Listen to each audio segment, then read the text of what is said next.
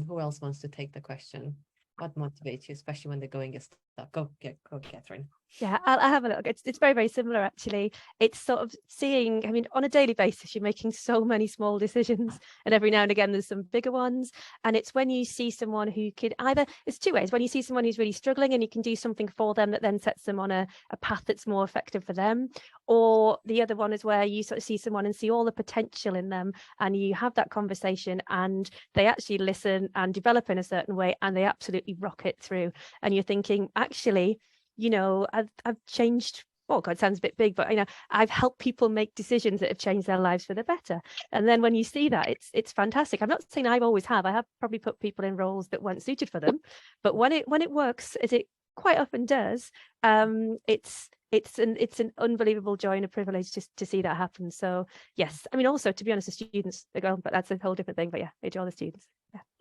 But you have those days, don't you, where you're like you say, Nikki, you've just, that's it, you've had enough. I'm not doing this job anymore. I can't stand it. I'm not taking this abuse anymore. Blah, blah, blah.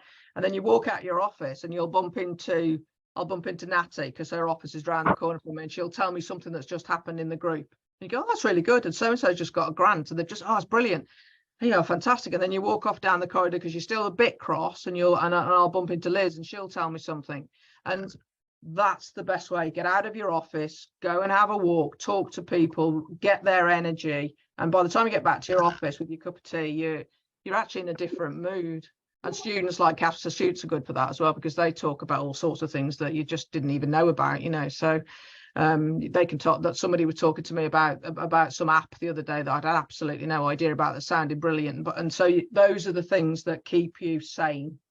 So that would be my advice, because you can't stop the leadership things going on. That's the wheel, isn't it? It just goes on and on and on. So take yourself off the wheel for a minute and go and do something else. I mean, I think we all entered academia because we wanted to help develop new knowledge that would take better care and make society a better place. And that's what I think keeps you going when you're in these positions, is that you know you're making a difference and you're helping others to make a difference, whether it's giving research teams the space to go and develop a new COVID vaccine or do whatever. So it's about providing that support to ultimately make the world a better place. And I know that sounds very, you know, altruistic and big thinking, but I don't think any of us entered academia to make the world a worse place.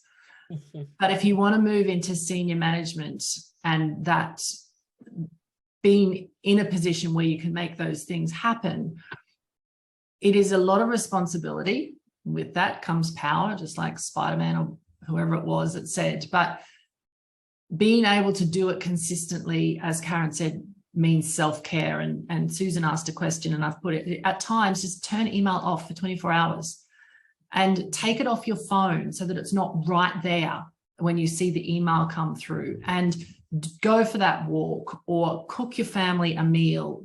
You are entitled to time off as well. And I think that was a really key message that I got given by my mentor. You know, she went through a terrible divorce, and she was really worried about whether she should go on an online dating app, because in a position of senior management, what if students saw it, all the rest of it.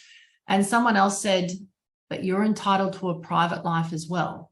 You know, you're entitled to a personal life. And so it's about finding that balance and making sure that you just take some time for yourself, whatever that might be: dancing, upholstery, cooking.